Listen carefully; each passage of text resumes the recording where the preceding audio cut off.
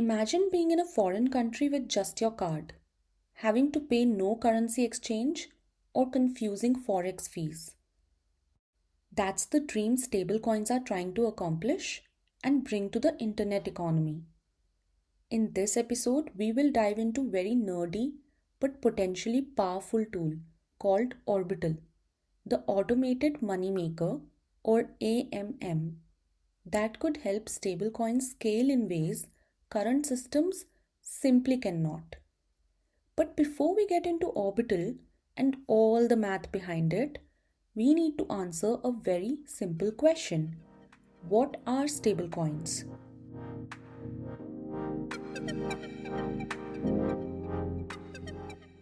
Welcome to Block Recap, simplifying crypto one story at a time. At its core, a stablecoin is just a digital token that mimics the price of something stable, usually a real world currency like the US dollar. So, 1 US dollar coin equals 1 US dollar.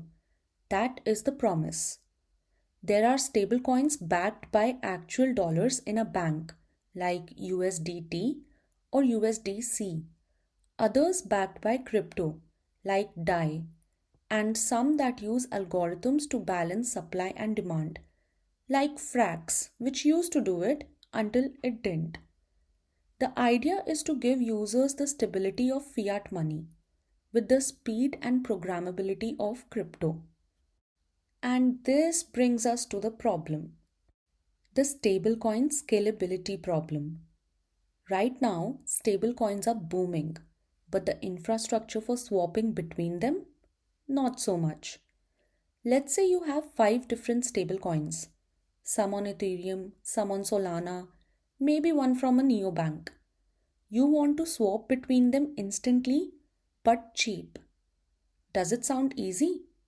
Not really.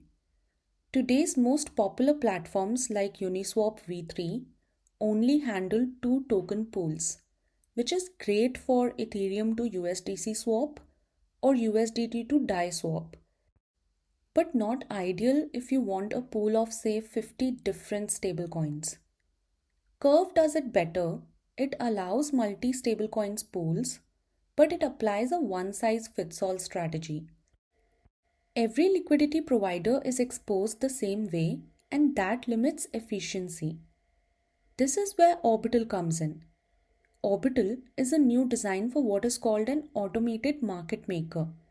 Basically, a protocol that lets you swap tokens using a math equation instead of an order book. It tries to bring concentrated liquidity where you can focus your capital on specific price ranges into high dimensions. Not just 2 tokens, but 5 or 50 or even 10,000 different stablecoins in a single pool. This is what makes it so ambitious. So let's discuss how Orbital actually works. Now, this is the part where it gets really nerdy, but we'll try to keep it simple. Uniswap v3 introduced the idea of ticks, discrete price bands where liquidity providers can choose to place their capital. That is what lets you be efficient. You can choose to only provide liquidity between say $0.99 and $1.01. But Orbital reimagines ticks for multi-token systems. Instead of lines, it draws circles, or rather spheres. You can think of each tick in Orbital as a spherical cap, a slice of a higher dimensional ball, centered around the point where all assets are worth the same, $1. Each sphere represents a price range for dozens or thousands of stablecoins, and each liquidity provider can choose how close or far they want to place their liquidity, just like placing bets closer to or farther from the bullseye. The further out you go, the more volatile the price you are covering and the more risk you take. But the closer you stay to the center, the more efficient your capital use is. So let's take a step back and think. Right now, if I want to support lots of stable coins, I will either number 1, provide liquidity in tons of separate pools, which is inefficient. Or number two, use generalized pools but lose all customizability. But Orbital says, why not do both?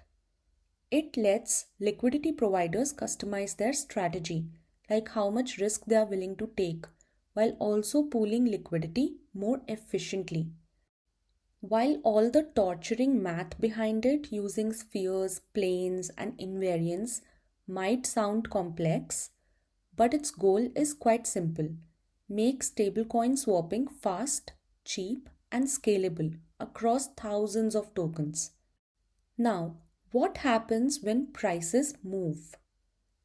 Every trade in Orbital moves along a surface, kind of like gliding along the surface of a donut. That shape in math is called torus, which allows Orbital to compute multi-token trades efficiently. The challenge is when a trade crosses tick boundaries, moving from one pricing band to another. When that happens, Orbital recalculates, adjusts the tick states, and continues. All of this is done on chain without needing a central authority or manual intervention. The real promise, however, is capital efficiency.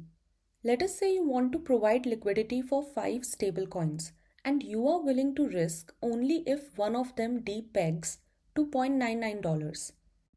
With Orbital's tick structure, you can provide liquidity in that exact zone without locking capital across the full range. That's what makes it 150 times more efficient than spreading yourself thin. But I was wondering, this is all cool for stablecoins, right? But can Orbital be used for meme coins too? Maybe. If meme coins become network specific currencies, say each project or creator launching their own meme token, and users want to swap between dozens of them quickly, Orbital's design could support that. Imagine a giant liquidity pool with 100 meme tokens, where liquidity providers can choose which ones they believe in and where users can swap tokens without waiting for new pools to be created. It would lower barriers to entry for new tokens, potentially amplify meme coin hype, and help liquidity flow more efficiently. But here comes the risk. Meme coins are volatile, so applying Orbital's model, which assumes some price stability or clustering, to meme coins could make tick management tricky. It would require different configurations and tighter guardrails. So while Orbital is designed for stable coins, the framework could inspire future automated market makers for any large token ecosystems, including meme coins. Finally, let's look at the bigger picture. Orbital is still a design, a concept with equations and potential. But if implemented, it could radically improve how we manage and scale token liquidity, especially for stablecoins, which are fast becoming the foundation of crypto payments, trading, and even savings. So before we wrap, let us look at how far stablecoins have come. Today, stablecoins represent a $250 billion plus market. USDT dominates, but USDC and others like DAI are also thriving. Regulatory momentum is building, especially in the US, where Genius Act proposes that all major stablecoins be fully backed and audited. We now have fiat-backed, crypto-collateralized, algorithmic, and even commodity-backed stablecoins. And all signs point to more adoption across decentralized finance, cross-border payments, and real-world digital settlements. What does that mean for global economy? Can stablecoins disrupt macroeconomic policy, inflation control, or capital movement? Well, let's see what the future holds. That's it for today. If you like this episode, make sure you follow and share. And don't forget, this podcast does not offer any investment advice, just stories and signals from the world of crypto. See you next time.